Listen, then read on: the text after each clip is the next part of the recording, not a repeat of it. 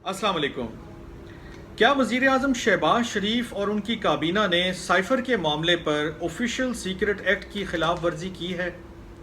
ये सवाल इसलिए उठता है कि उन्होंने एक ब्लंडर किया। वो ब्लंडर क्या था और उसका क्या असर पड़ेगा, इसी पर बात करते हैं अगले चंद मिनटों में।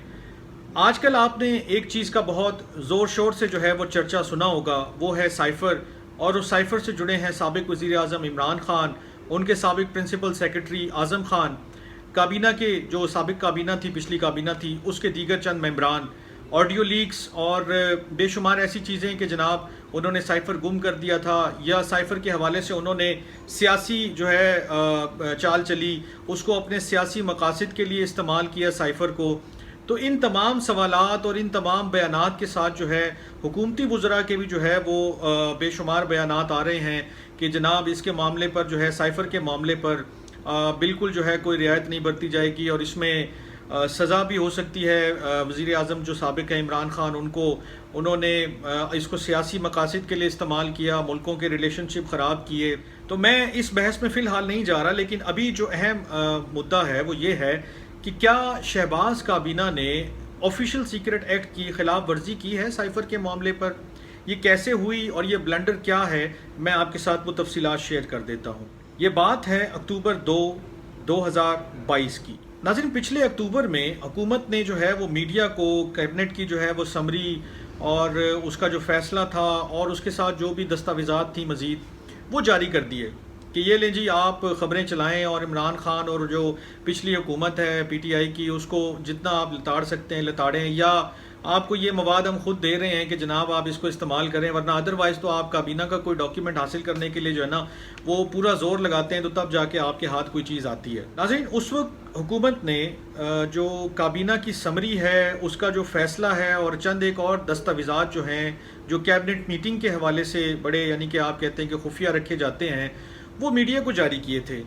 इन दस्तावेज़ात का ताल्लुक जो है वो किस मामले से था? वो साइफ़र के मामले से था। और ये उस वक्त जो है काबीना ने एक मीटिंग की और उसमें जो है उन्होंने ये फ़ैसला किया कि इमरान खान, उनके जो दीगर इस यानी कि साइफ़र मामले के जो भी किरदार हैं, आज़म खान हो गए या असद उमर साहब हो गए और शाह महमूद कुरैशी साहब हो गए, या काबीना के और दीगर लोग जिन्होंने साइफ़र मामले पर जो है वो खेलने का, जिसको आप ऑडियो लीक्स में भी सुन चुके हैं कि खेलेंगे इससे और नाम नहीं लेंगे किसी मुल्क का, बिलाखिर उन्होंने अमेरिका का नाम भी लिया था और फिर एक जलसे में उन्होंने ख़त भी लहराया था जिसे साइफ़र से तशबीह दी थी कि ये वो साइफ़र है जो एक जो है वो अमेरिका के सफ़ीर ने हमारे सफ़ीर को एक ऑफिशियल मीटिंग में जो है वो दिया था, और इसमें बड़ी जो है वो धमकी आमेज़ जो है वो ज़ुबान इस्तेमाल की गई और तकाजा ये किया गया कि आप अपने वज़ीर आज़म को जो है वो हटा दें, वरना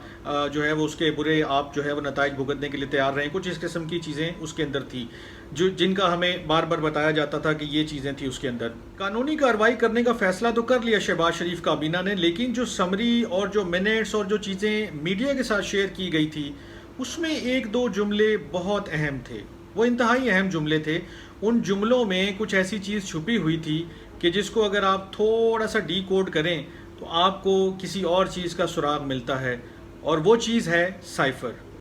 नाज़रीन, काबीना के जो डॉक्यूमेंट्स उस वक्त रिलीज़ किए गए मीडिया को, उसमें एक जुमला था जो मैं आपके साथ शेयर भी कर लेता हूँ और फिर उसके ऊपर बात कर लेते हैं कि वो क्या था, उसमें साइफ़र का कैसे लिंक जुड़ता है और उसका ऑफिशियल सीक्रेट एक्ट से क्या लेना देना है, या कैसे इस काबीना ने ऑफिशियल सीक्रेट एक्ट की खिलाफ वर्जी की है। मैं वो आपके लिए जुमला पढ़ देता हूँ। अब जो उसमें जुमला था कि ये जो ऑडियो लीक्स की कन्वर्सेशंस आई हैं, उसके बाद मैं कोट अनकोट पढ़ रहा हूँ कि ये जुमला मैंने उसी डॉक्यूमेंट से मैं पढ़ रहा हूँ कि वो क्या लिखा हुआ है। उन्होंने कहा कि कन्वर्सेशंस, यहाँ से quote unquote, available on the internet regarding the cipher message received from पेरेप Washington. अब यहाँ से ब्रैकेट में उन्होंने साइफर नंबर I-0678 डेटेड 7 मार्च 2022, और इसकी ब्रैकेट बंद करने के बाद एक और ब्रैकेट में लिखा हुआ है एनेक्स्चर 1। नाज़रीन, इस एक जुमले से ये पता चलता है कि उस साइफ़र की तारीख़ क्या थी, उसका नंबर क्या था, और वो काबीना के जो दस्तावेज़ात थे, यानी कि जो समरी थी, उसके साथ मुंसलिक था। ناظرین، سائفر کا نمبر، اس کی تاریخ اور اسے کابینہ کی سمری کے ساتھ منسلک کرنا یہ ظاہر کرتا تھا کہ پوری کابینہ نے سائفر پڑھا، اور یہ سائفر کا پڑھنا ہی آفیشیل سیکرٹ ایکٹ کی خلاف ورزی کے زمرے میں آتا ہے۔ میں نے ڈپلومیٹس کے ساتھ جو ریٹائرڈ ہیں ان کے ساتھ بات کی، کافی اور وکلاء کے ساتھ بات کی، اور اس معاملے کو سمجھنے کی کوشش کی کہ یہ کیسے آفیشیل سیکرٹ ایکٹ کی خلاف ورزی ہے۔ تو اس میں ایک جو ریٹائرڈ ایمبیسیڈر ہیں، وہ بڑے سیزن جو ہے وہ ریٹائرڈ جو ہے وہ ایمبیسیڈر تھے، ان سے جو میری بات چیت ہوئی، انہوں نے مجھے ایک جملہ کہا تھا، اور وہ جملہ میں آپ کے ساتھ شیئر کر دیتا ہوں۔ انہوں نے کہا تھا کہ by revealing the date and number and stating that it was annexed with the summary an impression arises that the whole cabinet has read it and thus violated the Secrets Act۔ ایک جملہ انہوں نے اور مجھے دیا تھا، اور وہ یہ تھا، even citing cipher's number and date is a violation of Official Secrets Act۔ یعنی کہ آپ اس کا جو نمبر ہے، اس کی جو ڈیٹ ہے، یا اسے کابینہ کے سامنے پڑھنے کے لیے نہیں رکھ سکتے۔ اس کی وجہ کیا تھی؟ اس کی وجہ بھی انہوں نے بتائی کہ سائفر جو ہوتا ہے اس کی ڈیفرنٹ گریڈنگز ہوتی ہیں۔ ایک سائفر جو ہے وہ گریڈ 1 میں بھی آتا ہے اور گریڈ 2 میں بھی آتا ہے، ایک قسم کا ٹیلی گرام ہوتا ہے۔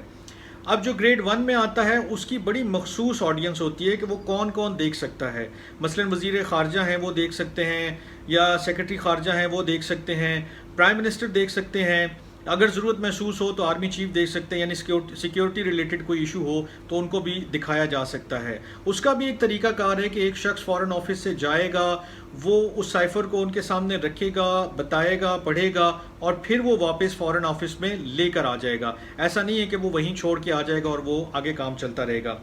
اچھا، یہ جو گریڈ 1 اور گریڈ 2 کی جو گریڈنگ ہے، اس کے حوالے سے جو چیزیں مجھے معلوم ہے وہ میں آپ کے ساتھ شیئر کر سکتا ہوں۔ ایک تو یہ کہ سائفر کی کاپی نہیں ہو سکتی ہے۔ یہ کاپی نہیں ہونے کا کیا جواز ہے وہ بھی میں آپ کے ساتھ شیئر کر لیتا ہوں، کہ جو سائفر کو ڈی کوڈ کرنے والی مشین ہے ناظرین، اس میں آٹومیٹکلی یہ فنکشن ہے کہ اس کی انٹینڈڈ آڈینس کون ہے، یعنی کہ اس کو کون کون دیکھے گا۔ گریڈ 1 میں جو لوگ شمار ہوتے ہیں وہ دیکھیں گے، یا گریڈ 2 میں بھی جو لوگ مطلب چند اور مزید لوگ بھی اس کو دیکھ سکتے ہیں، جن کا جو ہے آپ کہہ لیں کہ وہ فال کرتے ہیں گریڈ 2 کی کیٹیگری سے۔ اس میں جو چیز اور مزید سامنے آئی وہ یہ تھی کہ جو آفیشیل جو آپ کے پاس ایک آتا ہے، اس کو ڈی کوڈ کرنے کے بھی مختلف طریقے ہوتے ہیں۔ یا تو وہ مشین کے ذریعے ڈی کوڈ ہوگا اور اس کی اتنی ہی کاپیز نکلیں گی جتنی اس میں آپ نے گریڈنگ دی ہوئی ہے۔ گریڈ 1 ہے تو اتنی کاپیز نکل کے آ جائیں گی، اس کی آپ مزید کاپیز نہیں نکال سکتے، نہیں بنا سکتے۔ گریڈ 2 میں ہے تو اس کی اتنی ہی کاپیز نکلیں گی، اور وہ انہی لوگوں کے لیے نکلیں گی جو اس کو دیکھنے کے مجاز ہیں۔ اچھا، اس میں جو سائفر ہے، سائفر کو ڈی کوڈ کیسے کیا جاتا ہے؟ سائفر کو ڈی کوڈ ایسے کیا جاتا ہے کہ اس کو یا تو وہ مشین جو ہے آپ کو ڈی کوڈ کر کے دیتی ہے، یا آپ بک جو ہے وہ کہہ لیتے ہیں کہ اس کو بک سائفر کے ذریعے جو ہے اس کو ڈی کوڈ کیا جاتا ہے، یعنی کہ چند مختلف لوگ ہوتے ہیں، وہ مختلف کتابوں کا سہارا لیتے ہیں اور اس کے بعد اس کو ڈی کوڈ کیا جاتا ہے۔ سائفر کو جو ہے اس کی کاپی بنانا آفیشیل سیکرٹ ایکٹ کی خلاف ورزی ہے، یعنی کہ آپ اگر ایسا کرتے ہیں تو وہ آپ نے ایک جرم سر انجام دیا ہے، آپ ایسا نہیں کر سکتے under the law. Prime minister کو بھی اگر کوئی کاپی بنانی ہے تو وہ اس کی اجازت لے گا، فارن آفس اس کے معاملے پہ ساری جو ہے وہ جانچ پڑتال کر کے اور پھر اس کی کاپی بنانے کی یا دکھانے کی یا جو بھی اس کا معاملہ ہے وہ آگے لے کر چلے گا اس معاملے کو۔ اب بات رہی کہ کیا عمران خان نے سائفر لیا، اس کی کاپی بنائی نہیں بنائی، کیا وہ سائفر گم ہو گیا یا نہیں ہو گیا، ان سوالوں کے جواب یقیناً جو ہے وہ قانونی پہلو ان سے کافی نکلتے ہیں۔ ہو سکتا ہے یہ عدالتوں میں معاملہ جائے اور آگے چل کے بے شمار سوال اٹھیں اس معاملے پر کہ جناب کیا سائفر جو بھی ہے اس کو سنبھالنا وزیر اعظم کا کام ہے یا نہیں ہے، یا ان کے پرنسپل سیکرٹری کا یہ کام ہے کہ وہ اس کی فائلنگ کریں یا نہ کریں، کیا اس کے گم ہونے پر جو ہے وہ عمران خان کو یا سابق پرنسپل سیکرٹری کو جو ہے وہ قصوروار ٹھہرایا جا سکتا ہے، ان کو کوئی سزا دی جا سکتی ہے یا نہیں دی جا سکتی، اس کا تعین عدالتیں کریں گی اور وقت آئے گا تو ہمارے سامنے بہت ساری چیزیں کھل کر آئیں گی۔ وہ عمران خان صاحب ہوں، انہوں نے اپنے مقاصد کے لیے استعمال کیا یا نہیں کیا، اس کا فیصلہ بھی وقت کرے گا، اور اس کا فیصلہ بھی وقت کرے گا یا عدالتیں کریں گی کہ کیا شہباز کابینہ نے بھی اپنے مفادات کے لیے، اپنے سیاسی مقاصد کے لیے جو ہے سائفر کو ایز اے ٹول استعمال کیا اور کابینہ کے جو آفیشیل ڈاکیومنٹس ہیں وہ میڈیا کو ریلیز کیے۔ لیکن ابھی جو سوال میں آپ کے پاس چھوڑے جا رہا ہوں وہ یہ ہے کہ عمران خان، ان کی کابینہ یا ان کے سابق پرنسپل سیکرٹری نے جو کیا سو کیا، انہیں سزا ملے یا نہ ملے، ان کا معاملہ کس طرف کو جاتا ہے ہمیں نہیں پتا، وقت بتائے گا کہ وہ معاملہ کس کروٹ بیٹھتا ہے۔ لیکن جو شہباز شریف کیبنٹ نے میڈیا کو آفیشیل جو ہے وہ کابینہ کی سمری اور اس کے ڈاکیومنٹس جاری کیے، اور اس کے ساتھ یہ مینشن کیا، اس میں ڈاکیومنٹس میں لکھا ہوا ہے کہ ہم نے انیکس میں جو ہے وہ یہ ڈاکیومنٹ بھی لگایا ہوا ہے، سائفر والا بھی، چاہے وہ کسی بھی فارم میں ہو، تو کیا اس کے اوپر ان کی بھی کوئی باز پرس ہوگی، ان سے بھی کوئی سوال پوچھا جائے گا؟ کیا ان کے اوپر بھی آفیشیل سیکرٹ ایکٹ کی خلاف ورزی کرنے کا کوئی معاملہ چلے گا یا نہیں چلے گا؟ یہ آئندہ آنے والا وقت ہی بتا سکتا ہے۔ ناظرین، آج کے وی لاگ سے اتنا ہی، جلد ملاقات ہوگی ایک نئے وی لاگ کے ساتھ۔ اللہ نے کے بعد۔